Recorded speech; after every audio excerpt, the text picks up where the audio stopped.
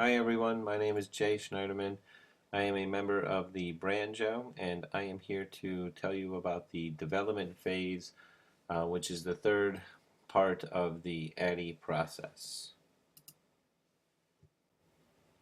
For this part of the development phase, we had to give an explanation for why we chose some of the media that we use and why it was more appropriate than some of the other alternatives out there.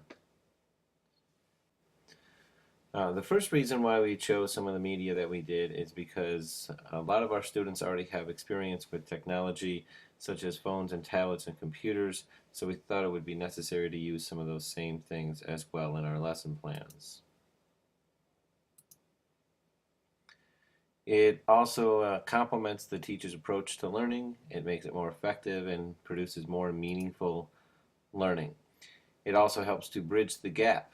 Effective use of the media will bridge the gap between the student's knowledge and the learning objectives, and it will do that by motivating the student, aiding in the retention, and making learning relevant. The types of media that we chose also affects the left and right hemispheres. It applies to the different learning styles of the students, and it also applies to the multiple intelligence of the students as well.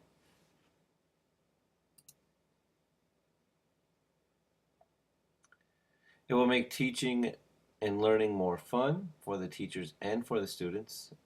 The media we chose was age appropriate for the first and second graders. It's also user friendly and it's helpful because the teacher can start and stop the video whenever he or she chooses to do so. The second part of this was the issue of message design. This is our organization and how we will present our information to our target audience. Team Branjo decided to use the same lesson plan formatting that the teachers at Champion Elementary use, so they're already familiar with it. It has pre-instructional strategies, step-by-step instructions, video links for the teachers and students to use, and other materials such as pictures and graphics, the visual clues, as well as formative and summative assessments, and we shared it with them using Google Docs. Some of the instructional resources was the third part, and here we see some instructional resources that we use for grade 1 and grade 2. A lot of website links like Brain Pop, YouTube, PBS Kids, ABCYA, and some other ones on there as well. Other resources that we included were step-by-step lesson plans for the teachers, detailed directions for students. These were in the form of handouts that the teachers can give, formative and summative assessments and rubrics for those assessments, as well as checklists and surveys for student self-assessment.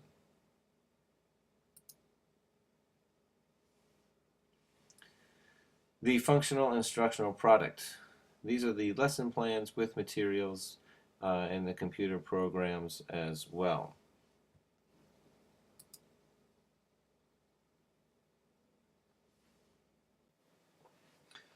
9 lesson plans were developed for first grade, as well as 9 additional lesson plans were developed for the second grade class. Again, the Champion Elementary's lesson plan template was used. They were shared with the teachers using Google Docs, and the lessons were age appropriate and designed to fit the class schedule at Champion Elementary.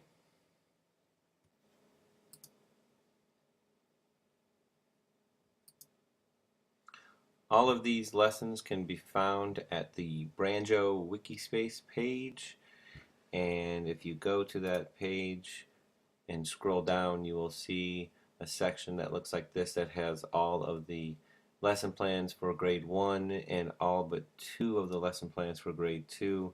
The other 2 lessons will be downloaded here soon. Here is what the page looks like, and if you scroll down you'll see the members and some other parts of the project until you get to the part that I described earlier where you see the lessons for grade 1 and grade 2 on there. So I'm just going to go ahead and click on grade 1 and download the lesson plan.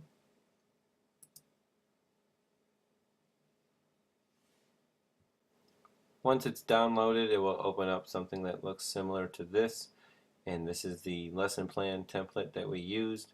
As you can see, it has the objectives and the content standards from ISTE, which is what we use to identify the objectives for each week.